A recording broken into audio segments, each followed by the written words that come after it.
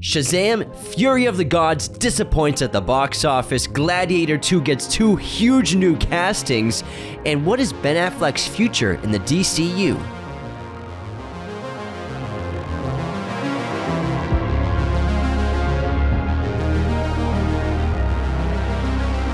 Hello, movie friends. Welcome back to Raiders of the Lost podcast, the ultimate film and TV podcast. It's a lot of movie news to cover this week. But also, big news. Happy birthday, Anthony. Happy birthday, James. Yeah, it's our birthday today. Our birthday. We're turning 33. I thought it was 23. The number of Larry Legend, baby. Larry Bird, 33. Also, I apologize for, Anthony gave me his cold. So maybe this is a sign we should stop using the bunk beds to go to sleep. At least different toothbrushes from now on. So bear with me with my nasally. What's great is you were making fun of me for 3 days for being sick. I told you the first day I told you I was sick. I was like, man, I feel like crap today, and I couldn't breathe through my nose last night. You were like, oh, poor Anthony couldn't breathe through his nose. Now you can't breathe through your nose, motherfucker. Sleeping has been rough, but we're gonna get through it. I'm good. I'm through it. Anthony's through it. We'll get through these episodes I also, today. out of the kindness of my heart, gave you my meds, so you're welcome. Thank you so much. I'm medicated, caffeinated, and have electrolytes. Let's get into the box office. Biggest story of the week, Shazam, Fury of the Gods, at a budget of what they say is $125 million, only is going to pull in $30 million domestically, which is about 40% less than Shazam when it first came out, the original, at its domestic box office, which was $55 million. So this movie's going to take a huge hit, it seems like, for DC. Obviously, it's been tracking low for a while, the last couple of weeks. That's why they had the teaser reveal of the huge cameo in the movie. Before the film came out, they released the character that's in the film. We won't spoil it, but I'm sure you all know, which is it's on news. YouTube. I went on YouTube yesterday, and it was the character. They put it on TV. Yeah. It's the same thing that they did with Black Adam to try to get that movie some weekend seats sold, but they're going to get what they can. They didn't sell. They're going to get what they can out of this movie, it looks like. Yeah, I just think fans aren't interested in Shazam for the most part, and I felt that the marketing and trailers have been just weak sauce, applesauce, bro. When I saw any of the trailers, I was like, I really don't care about this movie, and it just doesn't seem that interesting of a comic book film, and it looks like going forward, maybe Shazam doesn't have a bright future in the DCU for the next decade or so. We'll see. I highly doubt that this character or the other characters in this franchise are going to be used very much going forward. I just personally have never... I liked the first one. It was pretty good. It was funny. But I wasn't like clamoring to see the second one. And then when it premiered the trailer, I was like, that's it? Come on. Scream 6 came in second place and pulled in $18 million domestic. That's up to $83 million global for Scream 6, which obviously means they're definitely going to make a Scream 7 probably next year. It'll probably be like on a boat or something, because they're going to make another Scream that's different than the previous Scream. That's pretty close to the Scream voice. This time we're in Canada. We're in Canada. Oh, you thought you could get away with it. Scream, Australia. Do you feel like an animal? We saw it recently. Creed 3 pulled in another $15.8 million, putting it over $200 million globally. What a successful film on a budget of $75 million. That is a huge payday. Congrats to the entire team. Michael B. Jordan, his directorial debut, making $200 million. That's awesome. Very good. It's the third weekend pulling in $15 million. Crazy. So that's very good. Especially we have Shazam coming out in Scream, so that's really impressive. Also, 65 came in fourth place in its second weekend with a $5.5 million opening second weekend. It has at $25 million total. It looks like it might approach its budget. It doesn't look like it'll break even though, but it honestly is making more money than I expected it to. For real. Well, after seeing it, yeah, I thought it'd make more. Its budget was $45 million, so we'll see if it can make that back. But I mean, if it doesn't pull 65, it's going to be a loss for the studio, for Sony. But I was expecting very low numbers for the movie in total. Ant-Man and the Wasp: Quantumania came in fifth place at $4 million. Its box office total is up to $450 million global. This is looking like it won't pull $500 million globally. It's teetering off the edge, especially with John Wick and Dungeons coming out in the next 2 weeks. See you later. It's got so much stiff competition already right now, and so I think that Ant-Man has probably 2 more weeks of even playing anywhere. Speaking of Dungeons & Dragons, Honor Among Thieves, we had an incredible time at an early screening the other day, and thanks to Paramount, we were able to interview 2 stars from the film. We'll be doing and showing that interview in a podcast episode this week, either Monday or Tuesday. It depends on when we get the footage from Paramount. But look forward to that because we had a really good time at this movie. We knew nothing about D&D. The trailers, like we've been talking about, we weren't completely sold on. The last trailer I really liked, and I liked the clip with the zombies or the dead people in the graves talking. The movie was terrific. I had a really great time. And for the fantasy genre, it's one of the best we've had in years. It was so much better than I was expecting Me too, it to be. yeah. I was shocked. I didn't know what to expect. Yeah. I like the directors a lot. I like Game Night so much. So my hype grew every day for this, and then talking to some of the cast members was so fun. Yeah. And we're just very fortunate, and thanks to Paramount. We'll be doing a giveaway with Paramount for this movie at the end of the month. It's going to be a sick-ass package, so you don't want to miss that. The movie comes out March 31st, so the giveaway we'll probably be doing around that time. When I told you the director made Game Night, you were like, Game Night! We were like walking into the theater. I'm like, let's go! Shit, that's all you had to say. How does Frito-Lay make a profit? 3 for 1. I love that movie, man. I should just do a James review of Game Night. I'll talk about it for hours. It's great. Next up, John Wick is coming out this week. We're going to be seeing it at IMAX headquarters on Wednesday with the director and star Keanu Reeves doing a Q&A after. We're very excited. Can't wait to see it on that big IMAX screen. We already know to recommend it IMAX because it's the best, biggest screen possible. But we're definitely going to be there and have a review ready for you ASAP for John Wick 4. I'm thinking I'm back. Yeah, I'm thinking I'm back. Right? It's not going to be at headquarters. It's going to be at another AMC. Oh, sorry. I won't say which one. I don't want someone to blow up and try to call ahead for tickets like happened another time. But we'll be doing the movie. I can't wait to see him in person, man. Yeah, Keanu Finally. and Chad Stahelski Q&A after the film is going to be so fun. Golden unicorn Keanu Reeves in person. I mean, because we saw Christian Bale in person at that Q&A. We're about to see. I saw Darren Aronofsky last week. I went and saw Pi with a Q&A with him, with Clint Mansell, Libatique too, Matthew yeah. Libatique, his cinematography, which was a really cool experience as well. And then Keanu, I think Keanu will be my favorite person to see in real life. Maybe like it's him and Christian. Christian blew my mind. Christian was like a golden god in real life. He was like glowing. His hair looked amazing. There was an aura. He had the perfect tan, perfect hair. Just so cool. He's just wearing blue jeans and a shirt. I was like, he just looked like a guy. I loved just it. a guy. Yeah. Moving on. Just a guy who was Christian Bale. To some of the coolest news of the week. Obviously, we all know Gladiator 2 is being made. Paul Mescal was cast. Paul Mescal, sorry. Yeah, don't say it like mezcal. Paul Mescal was cast as the lead for the film a couple weeks ago, but now we have 2 new huge castings. Barry Keoghan has been cast as the antagonist for this film, and Denzel Washington is in talks to also join the film, which is super exciting. So this film is set years after the events of the film. It'll follow Mescal, who plays a grown version of the character Lucius from the first film, The Young Boy, as brought to life by Spencer Treat Clark in the original. Keoghan is in line to be the primary antagonist, Roman Emperor Gaeta. It's going to be a fictional take on the real-life ruler, just like Commodus with Joaquin Phoenix in the first film. I'm so excited. And then to have Denzel, oh my God. When I heard the Denzel news, I was like, now I really got to see this movie. Because I was sold on it like a month ago. I wasn't. I was like, whatever. Like, yeah. I love Gladiator so much. They're going to do a sequel. It's inevitable. Why not? Let's sign me up. At first, when we first heard this news, I remember like 6 months ago, I was like, I'm not super excited about this because this is a top 10 favorite of mine movie.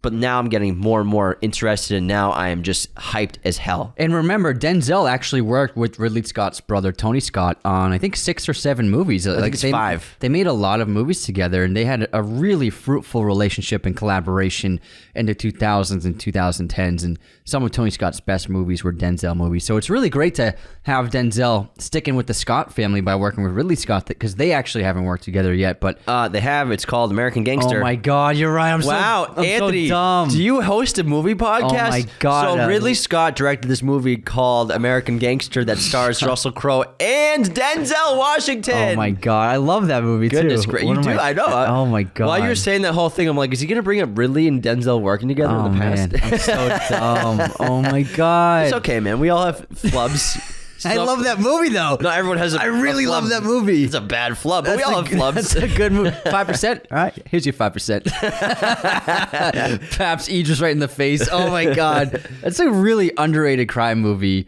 If you haven't seen American Gangster, check it out. It's fantastic. But it's going to be the first time they're working together since then. Yeah. I believe. Did you see the interview someone asked him about Chris Nolan? Who, Denzel? Yeah. Where he's like, I gotta do whatever I can to get one of his movies, right? He said, would you ever, this journalist asked, would you ever want to work with Chris Nolan? He just goes, he leans to camera, he goes, Chris, call me, Chris, call me. How come my son gets to be in your movie and not me? I would have been a great protagonist. I'm the original protagonist. He was like, call me, Chris. Dude, he could make a Tenet sequel if you wanted with Denzel as protagonist. It would work. They could both be in it. Like, why not? They sound the same. Yeah, but I don't ever want Chris Nolan to make sequels to his movies outside of that superhero genre. Same. I think the standalones they're just fantastic, and the way he ends them are just so great. But Denzel's one of our favorite actors. He really is the generational talent, an all-timer, and to have him in Ancient Rome, oh my God, just take my money. Just take my money. It's going to be awesome. Come on. I'm so Get excited out of about town, this. man. But I'm just worried that they're going to overthink the script because part of the magic with Gladiator is they went in with a 20-page script and kind of just went day by day, week by week, figuring the movie out on set at night, writing dialogue for the next day. I'm worried that they're going to overthink the script and maybe not capture this. Obviously, it would be impossible to capture that magic, but I just want them to kind of, I wish they would just like embrace what happened with the first film, but obviously they're not going to do that. So my expectations are going to be checked because Gladiator is an all-time favorite movie of mine, and I do think that it is lightning striking because there have been a lot of swords and sandals epics that have been made over the past 20 years because Gladiator was such a success. Nothing has even come close to it, except for Kingdom of Heaven, which Ridley also made, but it didn't have the same story. That movie's a little too slow for me too. Yeah, it's not for everyone. It is the director's cut's great, but it is 4 hours. And even that isn't. It's still. I think Gladiator's such a special movie. It like shouldn't work, but it does. But so I have my expectations that I'm really looking forward to it, but I'm not going to be like, is this good? This is going to be as good as Gladiator. I don't think that it can be topped. The Gladiator, Spartacus, Ben-Hur, it's hard to even come close to any of them. It's a miracle that Gladiator even worked. So I'm keeping my expectations checked, but now with this cast, I'm actually really looking forward to it. Next up, we have some news about The Flash. We all know it's coming out this year. And Tom Cruise got a screening with director Andy Muschietti. Tom Cruise is the new Flash. And so basically what Tom Cruise said was that it's terrific and it's the movie we need right now. And whatever Tom Cruise says goes. I am even more hyped for this movie now. Well, James Gunn said a month ago that it was a really special movie. So I do think, but he took over DCU, so I mean, he's got to say that. I know, but he didn't say that about... And Tom's not... He didn't say that about Shazam. But Tom's not a Warner Brothers guy. He's a Paramount guy. No, yeah, I understand. No, absolutely. I know what you mean. But he didn't say anything special about Shazam, Fury of the Gods. He was like Tom? No, Gunn. James Gunn. He was like, Shazam is a fun movie. It could be. I'm sure it is. But then he said The Flash is a really incredible, one of the best comic book movies ever made, is what James Gunn said. Andy Muschietti knows what he's doing. He's a great director, and what he did with it was so special. I'm pretty excited about this movie now. So, I've been excited for it since he signed on board. You've convinced me over the last several months. I mean, what he did with it was fantastic, man. And then the new trailer was awesome. Yeah. It really was. Yeah, so I've had high hopes for The Flash, and I really do think that Warner Brothers feels confident they have a diamond on their hands finally. A diamond. A diamond in the rough. Ben Affleck, though, what's his future going to be with What's DC? his deal? Is he working at Dunkin's now? Like, what's up? Is he like there full time? Does he like work there on the weekends? What store do I go to get a nice coffee with 4 sugars and milk? Like, where do I go? What's Ben? the deal, Ben? What's Ben Affleck's future with the DCU? We know he's in The Flash. He did an interview this week. I can't remember which magazine it was. They were talking about The Flash and the DCU going forward. And obviously, we all know he had those meetings with Safran and Gunn about possibly directing a Batman movie, which he turned down. He does not want to direct a Batman movie for the DCU. And in the interview, he said that he's in The Flash for like 5 minutes or so. That's about it. I fucking called it, man. It's probably the opening. I called it a year ago. I bet it's just like an opening action sequence that he's in. And then that's pretty much he's going to be done. But he also talked about, which we've discussed plenty of times, the horrific experience he had on reshooting the Justice League for Joss Whedon. Oh, he divulged more about that. More in detail. What do you remember? He said it was just like the lowest point of his life, and like he was. Well, he was still drinking then too. Yeah, and he like led to marital troubles as well. He had marital problems before, but also drinking problems. He was not seeing his kids ever because he had so much work to do, because he had already had stuff working that he was doing, but then he had to go back and do all these reshoots for months. Well, he filmed 2 movies in one. Is what that cast Basically, did. They yeah. had to film the movie twice, essentially. But I mean, he filmed it, then he had obligations for other projects, whether it's screenwriting or producing or acting, and he's doing that all at the same time again. Already signed on to those other projects, expecting that his schedule would be cleared. And same thing, I'm sure the same thing happened with the rest of the cast, that they were like, all right, here's 8 months to shoot Justice League. Oh, wait, this is running over another 7 months, and it's digging into my schedule of things I already signed on for post-Justice League. So I can only imagine. Especially Ben, because he's a writer, director, producer, actor. Just because you're acting, that's obviously takes up a lot of your schedule. But if you're a director, producer, writer, just because your movie's not in production or not being directed at the moment, you're still putting in hours every day for months and months, maybe years before you even start the film. Yeah, so I can only imagine how difficult it was for those lead actors for what, probably 2 years of their lives. But he also said that his performance in The Flash is his favorite version of his performance as Batman Bruce Wayne. Well, it better be cool. He said it's the best he's ever done as a character. It's going to be tough to top that warehouse scene, man. Yeah, you have that on loop in your bedroom. Bro, I put that on the ceiling with a projector. It's awesome. And then it's a loop of Cavill shirtless in Man of Steel. Not only shirtless. He's got a shirt on a couple of times. We have some Cavill news we'll get to later on, though. Let's get to it right now, man. No, Why not? well, we should stay with DC while we're on. Okay. We have another bit of DCU news. James Gunn has officially announced that he's going to direct Superman Legacy. This has obviously been talked about for the last couple of weeks since he and Safran took over, but now it's official. He is writing and directing Superman Legacy, which they say is going to be the ultimate reset button and basically the foundation of the DCU going forward after The Flash. It seems like you compare it to the pilot episode of a TV series where the director sets the tone for the entire series, and other directors will manage to create a similar tone and style visually for the rest of all the episodes, whereas like generally the person who creates the show doesn't keep directing episodes, they hire out. So it seems like Gunn's doing the same thing where this is the first big one, he's going to set the tone and set the stage going forward, and then the other directors will kind of follow suit, I think. Kind of like what Iron Man did. Yeah. Basically, and then kind of Thor Ragnarok in the MCU.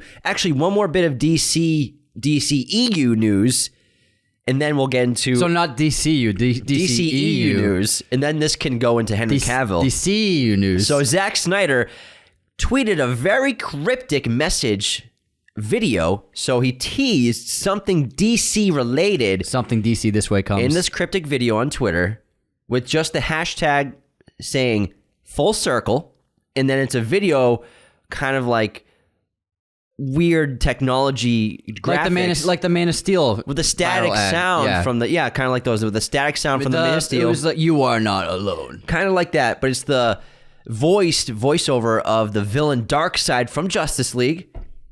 And then he says, April 28th, 29th, and 30th, save the date. I'm signing posters at Comic-Con. That's it. What the fuck does that mean? Also, 3 dates. It must be full circle, 3 dates. What are they doing? What's he up to? Interesting. They might be either releasing things or doing events for 3 days. I wonder if there's like that must be a weekend. Is there like some kind of con going on that weekend? I wonder. Like a Comic-Con or like a con, like a bunch of con people like on a job. Get out of here, man. A con, like a Comic-Con or so that is a weekend. Con. That's a Friday, Saturday, Sunday. Yeah, there must be something going on that weekend. Oh, I think people would know because I've been looking on the internet and no one really knows what it means. Nobody knows anything. So it's cryptic. DCEU related because it's Darkseid. Curious. But that, transitions into some Henry Cavill news that we have, where he shared a photo on Instagram behind the scenes of the Ministry of Ungentlemanly Warfare, showcasing Henry back in time. And now this movie, directed by Guy Ritchie, looks terrific just based off this image. It's being billed as a true story about a secret World War II combat organization founded by Winston Churchill and author Ian Fleming, obviously James Bond, whose combat organization uses ungentlemanly warfare against the Nazis and changed the course of the war, giving birth to modern black operations. Sign me up. How cool does that fucking sound? It sounds fantastic. Also, Cavill made Argyle right before this with Guy Ritchie, so this is back-to-back movies they've done together. Dua Lipa is going to be co-starring in that film, so we're going to get back-to-back Cavill Ritchie collaborations, and they most famously so far have made Man from U.N.C.L.E. I'm sure they love working together. This is awesome because I think Henry Cavill obviously being a superhero and everything is cool, but I think him holding a gun looks awesome on camera, or like an assault rifle, because at the end, the third act of A Man from U.N.C.L.E., him doing the tactical mission, storming that island, I thought that was a really cool sequence. He just looks good in Black Ops. I'm just saying. Some actors look good with a gun in their hands. Just saying. Daniel Craig, it works. Looks good with a gun in his hands. There's the gun test. You think he looks good in anything, man? I mean, yeah. Doesn't matter what he's holding. Just saying, I'm sold. Henry Cavill, Black Ops. He looks good. He looks good doing laundry. Chris ironing shirts. I'm just saying, it doesn't matter the movie. You're gonna say he looks good doing it. Chris Pratt looks great in tactical situations. You know what I mean? He's just got that fit. Like some actors have it, some actors don't. Yeah. Oh, yeah. I totally agree. You know what I mean? Because Cavill did do that. What movie am I thinking of where he did some? What am I thinking of? I can't off the top of my head. I just something, guys. Someone help me, Anthony. No, he played a soldier in something. He played a soldier. Let's see. What did he play of soldier? Did he have a beard in it? Yeah, he played. What was Cavill in where he with There's another actor. What? It had another actor in it? Shut up. Sandcastle with Nicholas Hoult. That's right. Yeah. That's what I was trying to think of. Sandcastle. It fits, but like Nicholas... Oh, Mission Impossible. Yeah, okay, that too. But then Nicholas Hoult with an assault rifle doesn't fit. Not quite right. No, it doesn't fit. Yeah. You know what I mean? That's what I mean. Yeah, I know. I'm just messing with you because you can't help but gush over Cavill. Why not? Cute. It's so cute. All right, let's get out of the DC and we got some Tarantino news. We do. So there's obviously a ton of press going around the media about Tarantino's 10th film, which is rumored to be going into production within a year. And the rumor is that the film is called The Movie Critic, but there's just a bunch of mixed reporting go around. So the first report, and we posted this too, is that the final film would be called The Movie Critic and could possibly be based on legendary critic, essayist, and novelist Pauline Kael, someone whom Tarantino has a deep respect for as the inspiration for the film. There's not a quote from Tarantino authenticating anything, but on the Ringer podcast, Sean Fennessy continued the denials that Tarantino's next film is what had been reported in the press. Fennessy knows Tarantino, is friendly with him, so we can assume that his intel on the film is accurate, which is, quote, there was a news report in the Hollywood Reporter that Tarantino's 10th and final film, which I guess is being called The Movie Critic, is forthcoming and that there is a script. All I can say about that is that I know some stuff about it and I'm not allowed to say anything. Based on what I know, I don't think that all the reporting is very accurate. That's what I'll say. It sounds like a very important project, and I'm sure we'll talk about it a lot more in the future. So I think ultimately, nobody really knows. Yeah, it's just hit the press. We obviously posted about it, like Anthony said. I mean, if every outlet says it, we just post it. But yeah. every outlet, every news media platform posted about this. The Movie Critic's his next film. But again, it's not 100% confirmed at all. It's kind of just speculation at this point. Maybe he floated this rumor about it had to have come from somewhere. Mm-hmm. Maybe Tarantino's just getting... It's like it could just be marketing, getting excited for his next film. You know, this is how far back PR agencies think for promoting a project before it even goes into production. Let's get some rumors out there. The same thing. MCU is brilliant at it. Mm-hmm. Moving on to... But I will say he is planning to film a miniseries next year. Yeah. So that's for sure happening. So we'll see. Yeah. I'd be surprised if he was doing the miniseries in the film at the same time or in the same year. Same. Because his editing process is actually very intense. He works very closely with his editors intensely for a very long time to get it right. So his post-production is pretty intense and painstakingly long. We got a really cool sequel announcement this week as well. Y'all, I'm sure a lot of you grew up watching Nickelodeon just like we did. So many great live-action shows, all of that. As well as Kenan and Kel, but then also Good Burger. That Nickelodeon film was iconic. Welcome to Good Burger, home of the Good Burger. Can I take you home? Kenan and Kel, just a legendary comedic duo from the 90s. on Nickelodeon. Who loves orange soda? Kel loves orange soda. Is it true? I do. Ooh. Love those guys so much. They are going to get a sequel to Good Burger. Good Burger 2 is getting fast-track production from Paramount and Nickelodeon. It's going to be coming out next year, 2024. On Paramount Plus, so not a theatrical release. Streaming only. Next up, Mike Flanagan's The Dark Tower is underway in pre-production. He wants to bring in characters from Dr. Sleep, King's other universe, and connect them. And potentially the room in the story for Danny Torrance and maybe Dick Halloran. So he would like to blend those stories together. It sounds like an intriguing concept. He did a great job with Dr. Sleep.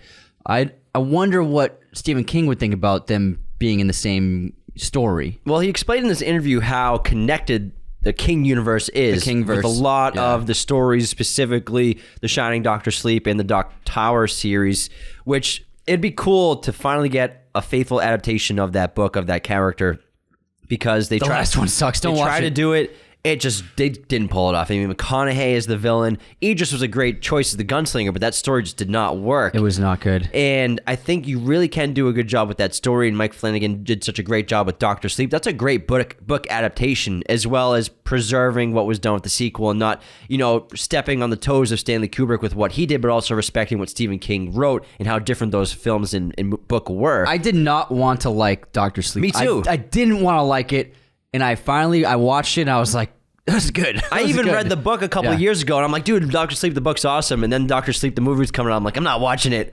Kubrick's version is superior. But I enjoyed Dr. Sleep a lot. It's a great adaptation. And Mike Flanagan has proved himself the last 5-10 years to be a great filmmaker, director, and writer. And so he's working on the script right now for the Dark Tower, because I believe he was talking about how there are characters in the Dark Tower that are related to characters in Dr. Sleep, specifically the vampiric beings in that story. So he's going to somehow maybe work in a way to, obviously, get Ewan McGregor back into the franchise. Yeah, he wants Ewan back. It'd be interesting, because why not connect that verse? The Kingverse. I'm sure he's got a good idea. The SKU.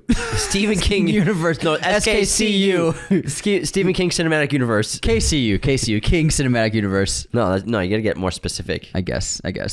SKCU. Anyway, moving on to Disney Plus, which has just canceled Willow after a disappointing new season of the adaptation of the film. Or did they? What's happening with Willow? Did you see that headline I wrote, Anthony? I'm looking at it right now. It says, what's happening with Willow? What is happening with Willow? Yeah. Let's talk about this. So first reports a week ago were that the show is canceled. This came out like 4 days ago. Yeah. Season 1, low viewership, and Disney Plus has canceled it. However, showrunner John Kasdan, who is related to Lawrence Kasdan, who wrote some of the old Star Wars films, he showruns the show Willow, and he said, I believe his dad wrote Willow as well. The original? Yeah, I think so. Gotcha. I forgot Ron Howard made that movie too. Yeah, it was a Lucasfilm production.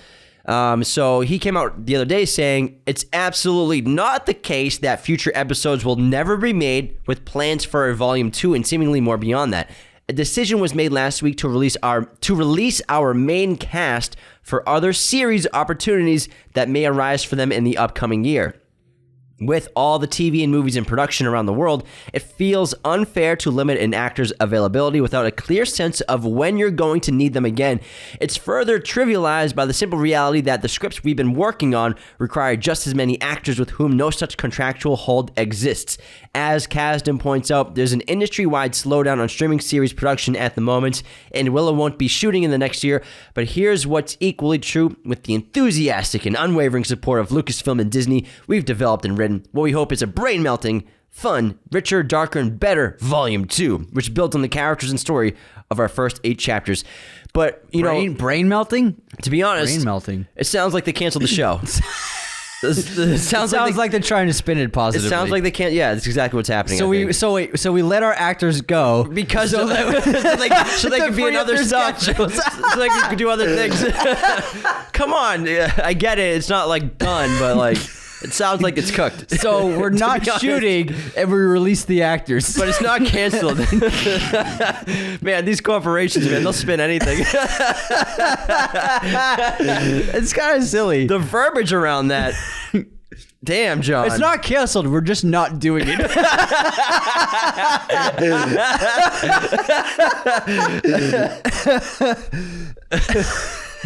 It's silly. We just couldn't get the budget, cameras, funds. Like, yeah, but it's not canceled. It's not canceled. Don't say that word. We just couldn't rent studios in time. We're not never going to do something. Come on, John. Oh, my God. That's funny. Studio's gonna studio. Speaking of TV PR, series, man. PR is oh man, it's so funny. It's so silly. Matthew McConaughey and Woody Harrelson are teaming up in a new TV show. The True Detective duo will play fictionalized versions of themselves as they move their families into McConaughey's Texas ranch, and I'm already looking forward to it. Sign me the hell up. I can't wait. We're doing True Detective episode season 1 this week, so it's kind of great timing. Very timely. What a coincidence. Yeah. This sounds hysterical because I love when actors kind of play themselves in fictionalized versions. This Is the End is one of my favorite comedies of all time. The movie's hilarious, but to get McConaughey and Woody doing this together as themselves, and like we all know about this legendary friendship that has spanned decades and tons of doobies, as Anthony says. I can't wait to see it. I want to see, like, because what I loved about This Is the End is the actors just had so much fun making fun of themselves and playing to the public perceptions of the jokes around them so well, and just infusing in that the cliches that people think about them. I would love to see them do that for this as well. Yeah, I can't. I just love them both. They're great, both on and off camera. And they've been in a few films, and now obviously True Detective. So they've had a lot of screen time together. They just have so much charisma together and chemistry. And I can't wait for this. I'm really looking forward to it. This is my favorite announcement of the week, without a doubt. Next up, we got a trailer for the new series from Netflix called Beef. This is going to star Ali Wong and Steven Yeun, and the trailer is pretty interesting. There's a couple. They released a clip and then a full season trailer, and it follows two characters who get into a back and forth of road rage against each other anonymously, and then they find each other's information and track each other down, and they go on this never-ending back and forth battle of vengeance and revenge against each other, professionally and personally. And it looks really intense, as well as some solid comedy and great acting from comedian Ali Wong and then actor Steven Yeun. I think it might be an A24 production too, if I remember correctly. Remember reading about it. The filmmaking looks terrific, and it's so cool to see Ali Wong doing more dramatic acting because she's such a great comedian, and she was in some comedic movies recently. But last year she was in a dramatic film. I can't remember which one, but this one looks awesome, and she looks terrific in it. Yeah, and I love Steven Yeun. If you haven't seen, he's in this film called Burning. You gotta check it out. But I like his character.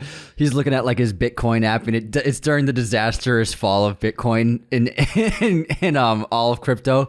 And so I was like, I felt that. It's crazy. And everyone's felt road rage at some point, and everyone's kind of been in a situation where maybe someone's followed you after you've cut them off or flipped them off before. Or driving up your ass at least. It's crazy. Yeah. So it seems really interesting. It's a solid idea, I think. And we actually saw some crazy road rage the other day. Oh my God. Where we were just driving home from the Dungeons and Dragons screening, and like behind us, these two cars come flying like a normal looking sedan. I was going 75, and they blew past us. So they were going so fast. And they almost crashed into these two cars that were also just going normal speed. Yeah. And then they slammed on their brakes before slamming into the back of those cars because they were clearly looking in their rearview mirror where some others, like there's like a Tesla or something, was bombing up and chasing them. So these two cars, like someone probably got cut off.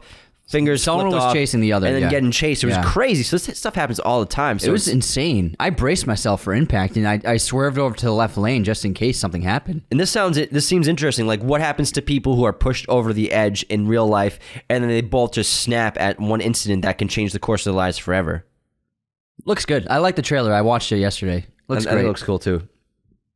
Eli Roth's Thanksgiving. We got some news for his film. Now, this was a fake trailer that aired during the showings for Grindhouse with Tarantino and Robert Rodriguez. They're right for double feature.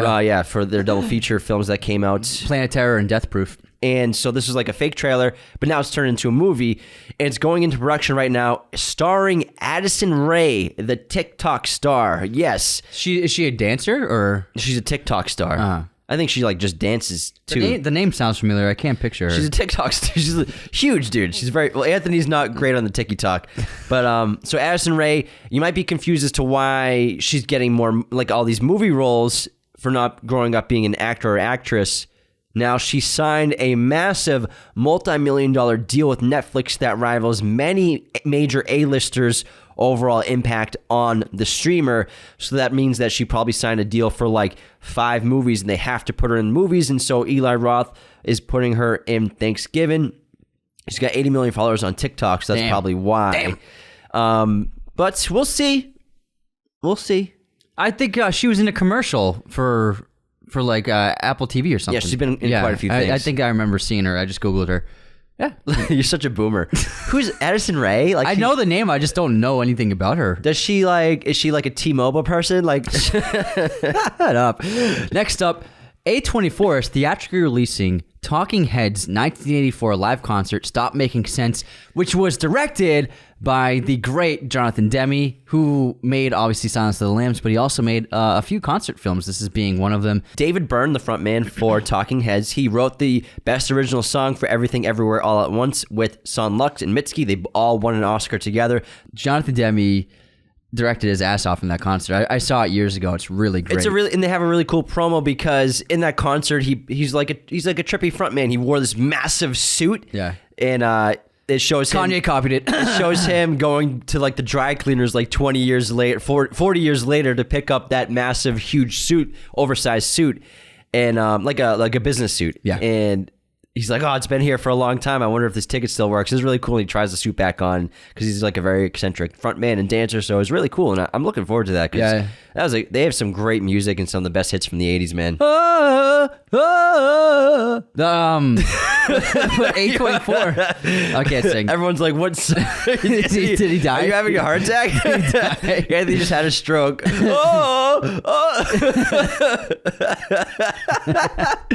And this is obviously A24 is getting out into concert films, which is something that a bunch of other small studios have always done. So I'm looking forward to them releasing more things like this in the future. Expanding their distribution, because they also just distributed Pi. Yes. So that's they bought the rights to it. Yeah. So it's the 25th year anniversary, which we went and saw in theaters at IMAX, which was awesome.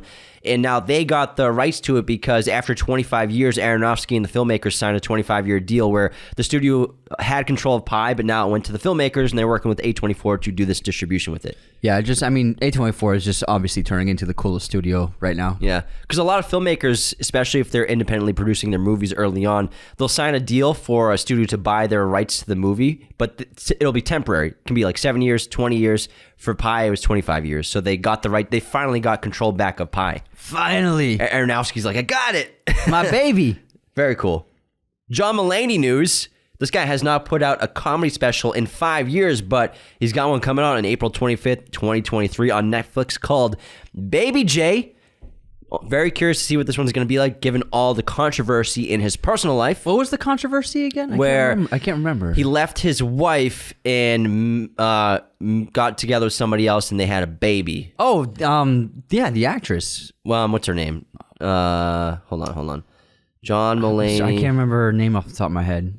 She's awesome. John Mulaney, because his wife's name was Anne, and then Baby Mama. Baby Mama. Olivia Munn. So I'm curious to see what he's going to tackle on that special. Should be interesting. I love him. He's so funny. And we're going to end the episode on a tragic note. Actor Lance Reddick passed away at the age of 60 the other day. He's known, obviously, for the John Wick franchise, the Olympus Has Fallen franchise, tons of TV work. He's like Fringe, Law & Order, It's Always Sunny in Philadelphia, Lost. Great actor, great voice, commanding presence on screen. He'll be missed, and just a tragedy dying at 60. So young. For such a healthy guy, too. It's just unfortunate, you know. Does it say what he died of? I couldn't find that out. Yeah, I couldn't find it either. They're usually a few days late on that stuff. So very sad. He was great, definitely like a screen legend, and I mean, if you don't know him by name, you've seen him in a bunch of things. Recognize him immediately. Absolutely. Terrible stuff. So, R.I.P. But thanks so much for tuning into Movie News this episode. We have tons of great content coming for you this week. We're going to do our Dungeons & Dragons interview and bonus episode. I mean, not bonus, but it's going to be an interview with cast as well as a spoiler-free review of Dungeons & Dragons. We're also going to do our True Detective Season 1 breakdown analysis. This is about a 3-hour-long episode. You're not going to want to miss it. Plenty of time for you to tune into that season on HBO Max to get ready for it as well. Weekly chat on Wednesday for Patreons going up. Obviously, we'll do some other stuff, but thanks so much for tuning in and have a wonderful day, everybody. See you next time. Thank you for watching Raiders of the Lost podcast. Be sure to hit that subscribe button, hit the like button as well, notifications for sure. Listen to the show on Apple Podcasts, Spotify, everywhere you can listen to podcasts, and be sure to check out this other content we have on our YouTube channel.